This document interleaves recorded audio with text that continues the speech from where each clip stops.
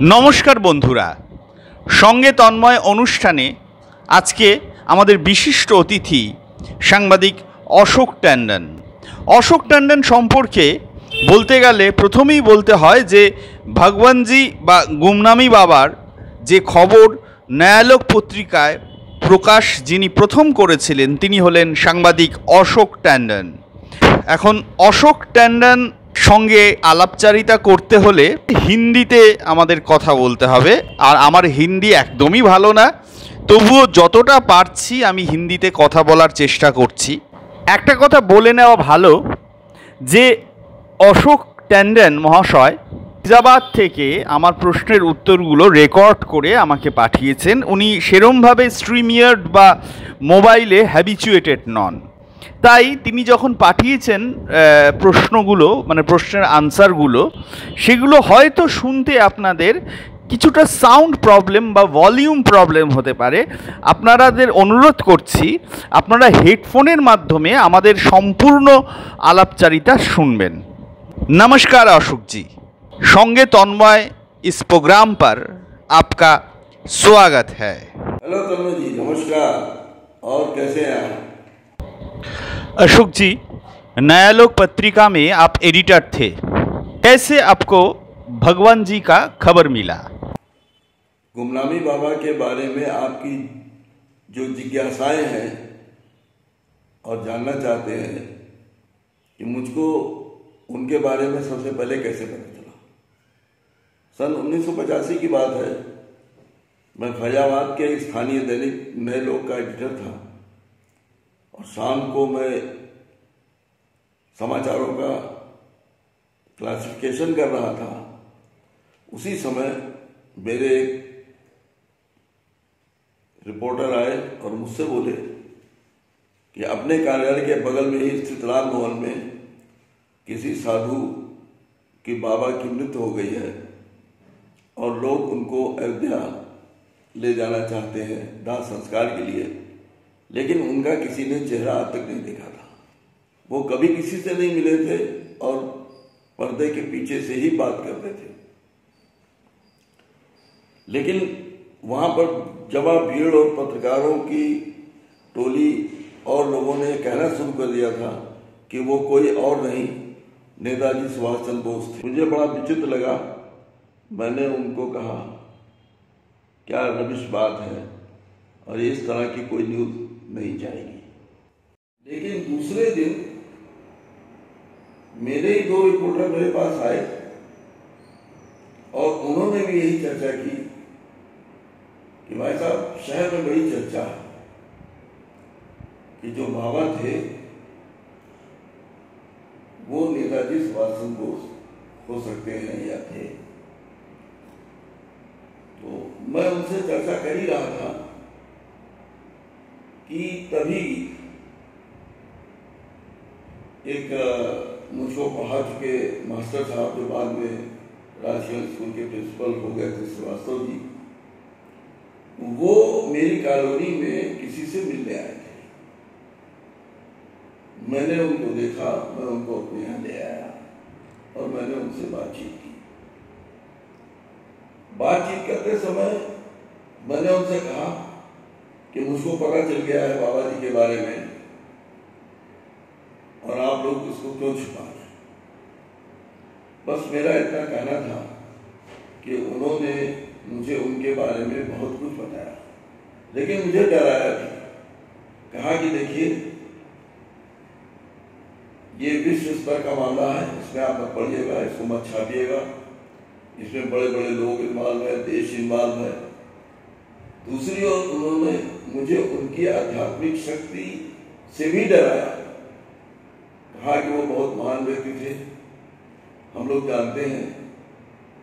जब मैंने जानना चाहा तो उन्होंने कहा नहीं, मैं कोई नाम नहीं लूंगा उनके विषय में, लेकिन वो बहुत बड़े आदमी, बहुत बड़ी आत्मा थे, वो किसी से मिलते नहीं थे।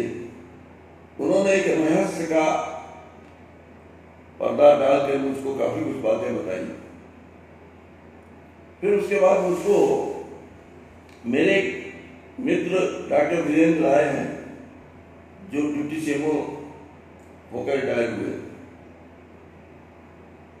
उनका एक फोन मेरी बहन के पास आया कि नए लोग अखबार वाले मेरे गुरु जी के पीछे पड़े हैं, कृपया अशोक से कह दीजिएगा उनके बारे में न छापेंगे। तो मेरा संदेह जो है वो धीरे धीरे गहराने लगा। फिर मैंने अपने रिपोर्टरों को कई जगह लगाया, मुझे पता चला कि कौन कौन लोग जाते थे उनके यहाँ। तो उसमें पता चला कि अयोध्या के पंडा जी थे, एक रामकिशोर पंडा जी, वो पहले बाबा जी अयोध्या में उनके यहाँ रह भी चुके थे, लखनऊ हाता में वो उनकी सेवा कर चुके थे। मुझे ऐसा लगने लगा कि इन बाबा जी के इर्द गिर्द एक घेरा था और अंडर करंट बह रही थी कि ये नेताजी सुभाष चंद्र बोस हो सकते हैं। कुछ खास लोग 10-20 लोग उनसे मिलने जाते थे, वो भी पर्दे से मिलते थे, कभी किसी ने उन्हें देखा नहीं था। कलकत्ते से काफी लोग आते हैं, उनसे मिलते हैं, खासकर 23 जनवरी को, दुर्गा पूजा को। तो मेरी सक्रियता जो है वो दिन रात बढ़ गई। मैं अपने 3-4 रिपोर्टरों को लेकर मैंने इस मुहिम को प्रारंभ कर दिया, जबकि मेरे ही कार्यालय के लोग समझने लगे कि ये लोग पता नहीं किस कार्य में व्यस्त हैं।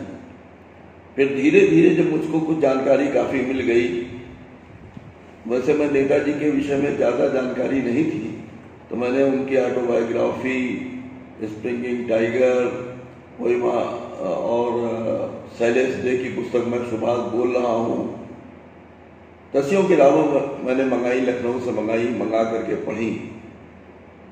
तो मुझे लगा कि ये 1945 में जो एक सामान्य सी घटना कही जाती है कि प्लेन एक्सीडेंट में नेताजी सुभाष चंद्र बोस की मृत्यु हो गई, ये संदेहास्पद है।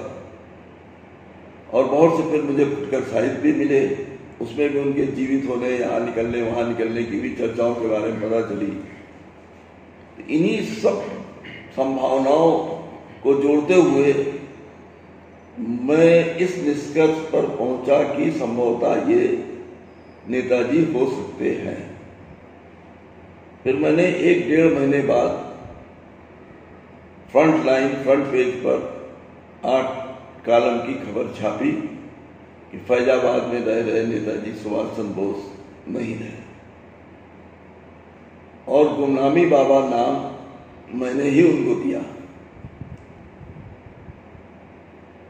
तो इस तरह जिस दिन मैंने ये खबर छापी, उसी दिन प्रशासन सचेत हो गया और सिटी मजिस्ट्रेट को डीएम ने ऑर्डर किया। सिटी मजिस्ट्रेट ने उस दिन जो है सुबह 9-10 बजे करीब उस ताले को खुलवाया। 3 ताले बंद थे वहां पर। उनकी मृत्यु के बाद 3 उनके शिष्यों ने अपने अपने ताले एक साथ बंद कर दिए थे।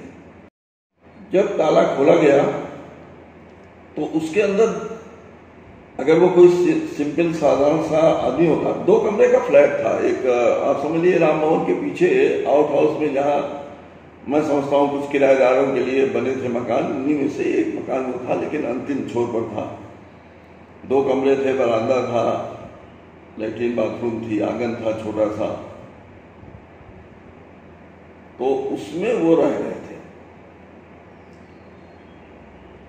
उस कमरे को जब खोला गया तो वहां पर अपार साहित्य, हिंदी, इंग्लिश, बांग्ला और भी बहुत सी भाषाओं का, खासकर बांग्ला इंग्लिश के अखबार, पाइनियर अखबार, बहुत सी किताबें, नेताजी से संबंधित सारे साहित्य बांग्ला में, ये सब बिखरे पड़े। काली माँ की फोटो, उनका एक बेड, ये सब पड़ा था।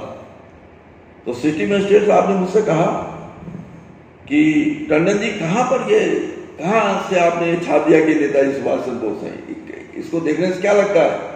मैंने कहा सर, कहाँ नहीं लगता है, आप एक एक चीज उठा के देखिए।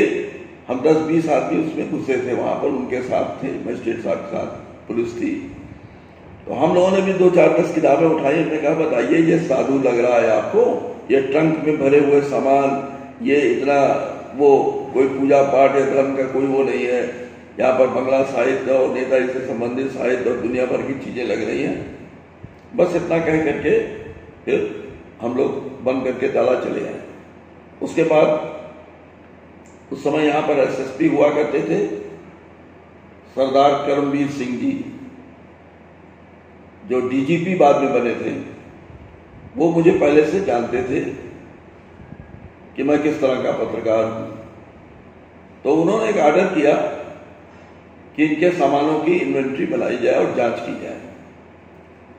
तो एक सब इंस्पेक्टर तैनात हुआ और वो आया और उसने 3 दिन तक जो है उस दिन इन्वेंट्री बनी, जिसमें 11 या 14 लोगों ने, हम लोगों ने हस्ताक्षर किया। उसमें भी काफी कुछ सामान मिला। हम लोगों को लगा कि ये आदमी जो है कोई बहुत ही उच्च श्रेणी का आदमी है, व्यक्ति है।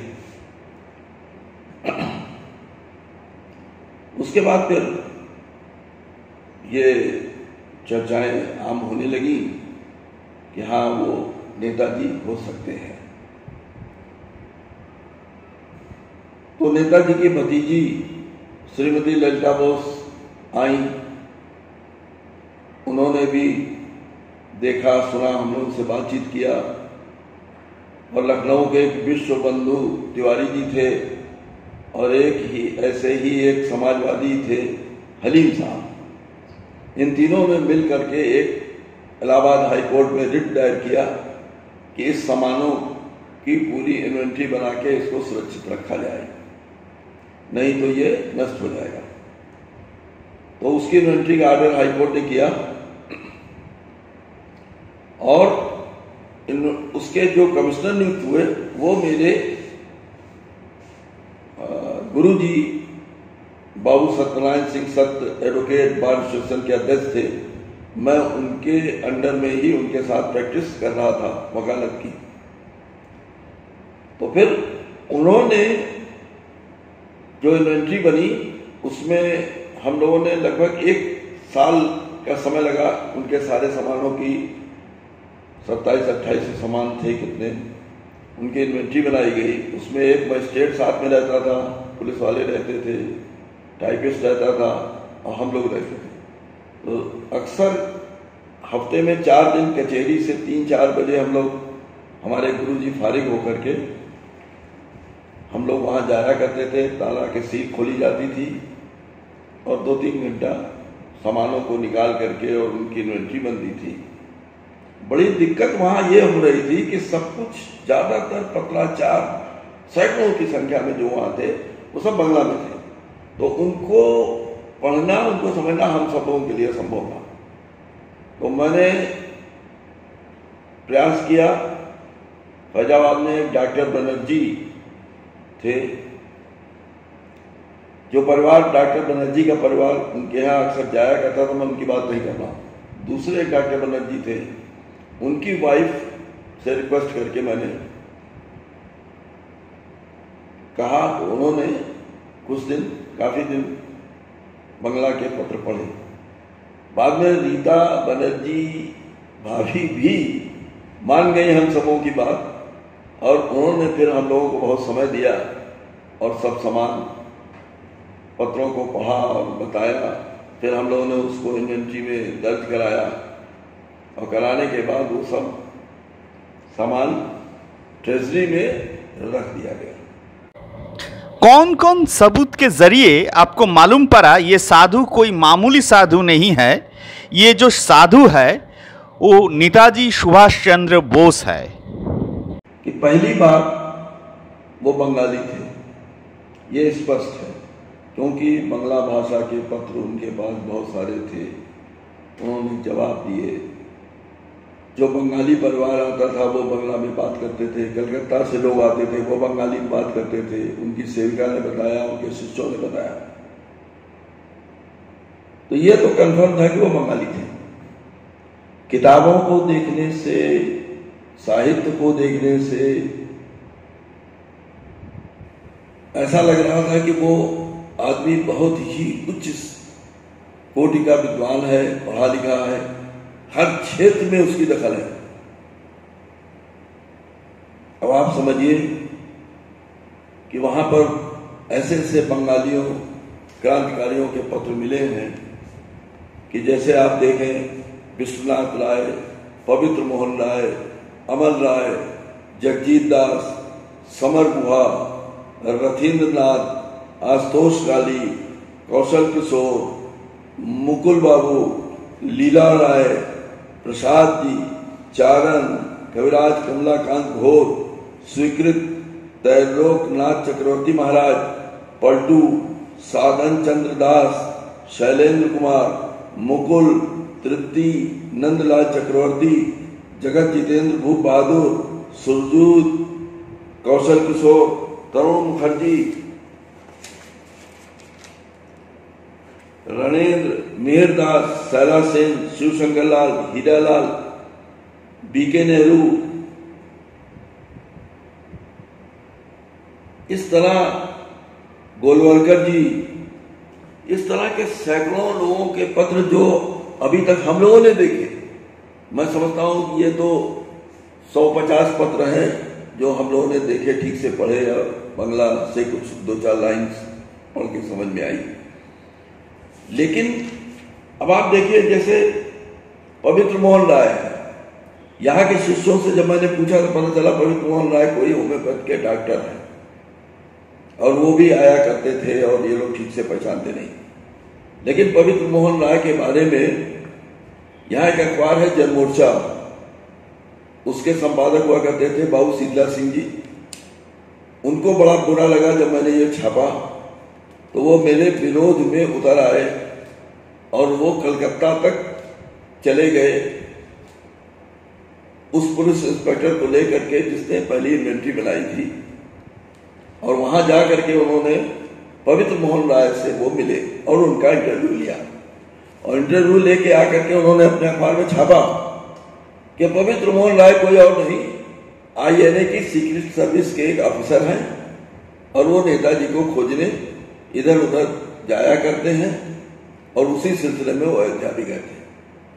मैं बड़ा खुश हुआ, मैंने दूसरे दिन अपने अखबार में छापा कि मैं जिस आदमी को एक साधारण सा डॉक्टर समझ रहा था, पवित्र मोहन राय को, वो निकले नेताजी की आजाद हिंद फौज के सीक्रेट सर्विस के अधिकारी। और ये वो अधिकारी है जिसको नेताजी ने इंडिया भेजा था सबमरीन के सहारे। यहाँ वो 3 सदस्य आए थे और तीनों पकड़े गए थे और तीनों को फांसी की सजा सुना दी गई थी। लेकिन गांधी जी के इंटरव्यू करने पर उन तीनों को बाद में छोड़ दिया गया था। तब आप सोचिए कि वो आदमी के एक नहीं सैकड़ों पत्र वहां मौजूद हैं, और पत्र भी इतने आसान नहीं है।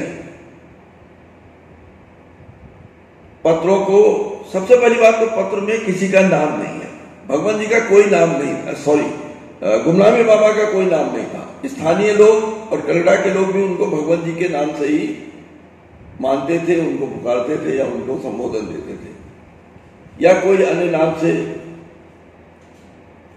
श्री के नाम से या कुछ नाम से उनको संबोधित करके।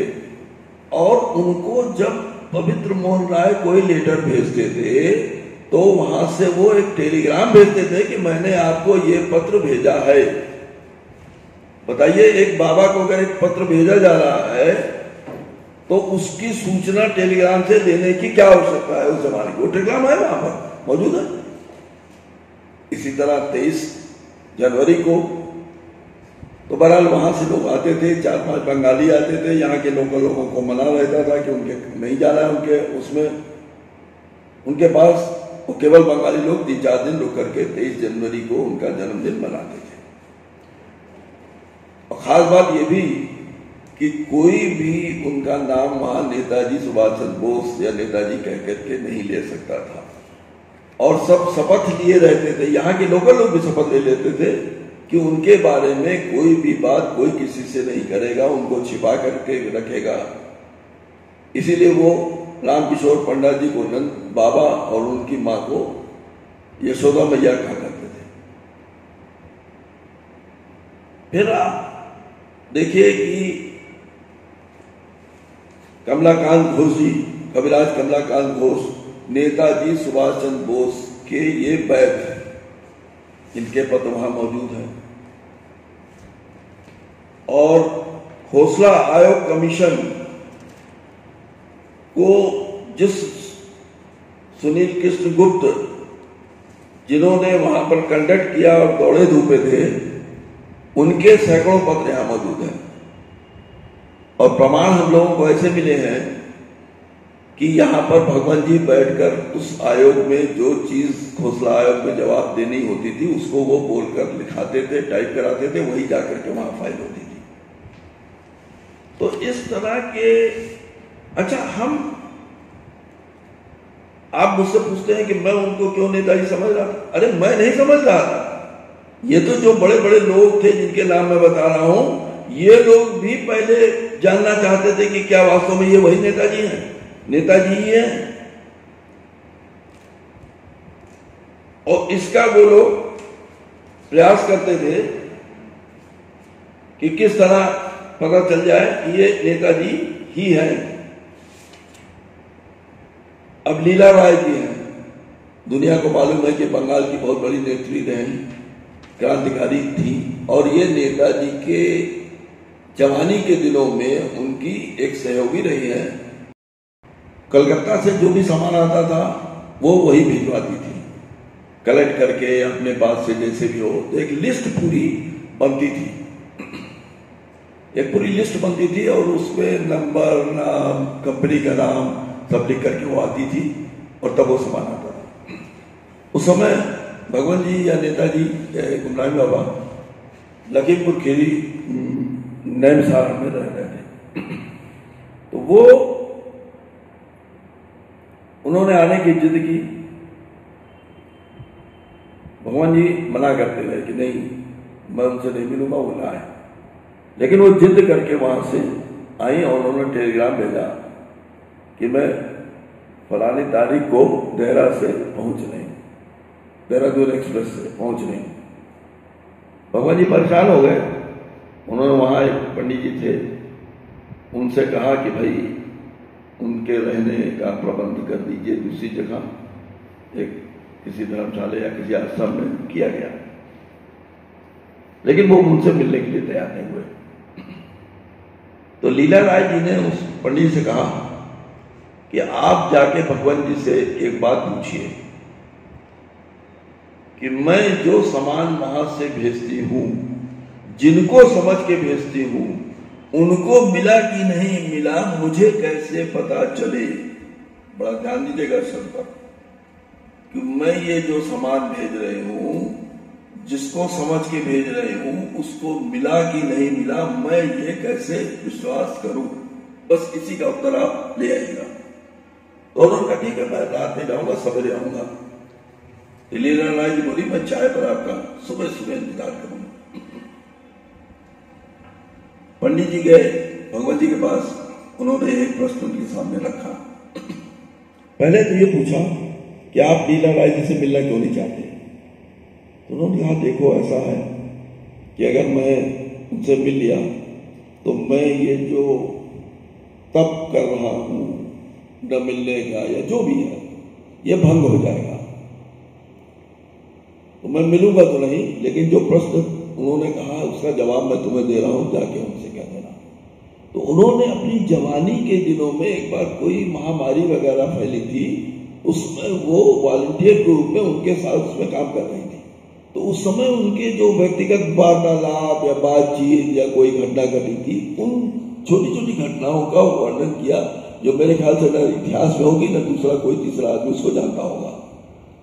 इस तरह की कई घटनाओं का वर्णन किया और कहा कि जाके ये तुम लीला राय से जाके बता देना। सुबह सुबह पंडित जी पहुंचे, लीला राय चाय बनी रखी थी, इनका इंतजार कर रही थी। जब ये पहुंचे तो इन्होंने, वो पंडित जी ने मुझको खुद बताया, वो यहाँ आए थे, उन्होंने मुझको ये सारी बातें बताई स्वयं। उन्होंने कहा कि मैंने फिर वो एक एक बात जो भगवान जी ने कही थी, मैंने वो लीला राय से कहना शुरू किया। उनका कहना था कि आप विश्वास नहीं करेंगे, वो एकदम मौन होकर उसको सुन रही थी और उनकी आंख से झरझर झरझर करके आंसू गिर रहे थे। कुछ बोली नहीं वो। उसके बाद मैंने सुना है उनको भगवान जी ने परमिशन दी थी कि वो आकर के एक भजन अपनी मंडली के साथ कर ले। वहां पर्दे के पीछे से भगवान जी टहल रहे थे, उनके पैर दिख रहे थे और लीला राय जी अपनी सहेलियों के साथ जिनके भी साथ गई थी वो लेकर के अपनी सेविकाओं को एक भजन उन्होंने गाया था जो भगवान जी नेताजी सुभाष चंद्र बोस को पसंद था। भगवान जी ने कह करके भजन गवाया हमसे। उसके बाद मैंने सुना है कि जब वो यहां से लौट के गई है फिर वो जीवित तो रही 7-8 साल, लेकिन वो मौन हो गई थी, कुछ बोली नहीं, बीमार पड़ी रही, बोली नहीं, बिल्कुल नहीं बोली। फिर उनकी डेथ हो गई। जयश्री पत्रिका वो निकालती थी इनडायरेक्ट जयश्री पत्रिका में, और वही मां मानव आशय बुक जो उन्होंने पब्लिश की जिसको आजकल विजयनाग जी देख रहे हैं, वो 2 भाग में है। मैंने उसका थोड़ा बहुत अंश पढ़ा है। वो इनडायरेक्ट नेताजी की बोली हुई वाणी ही उसके अंदर है। अब इस तरह की बातें हैं, इस तरह के लोग हैं जो ये दर्शाते हैं कि वो सब भी जो है ये जानना चाह रहे थे और परख रहे थे कि नेताजी ये वास्तव में नेताजी है कि नहीं।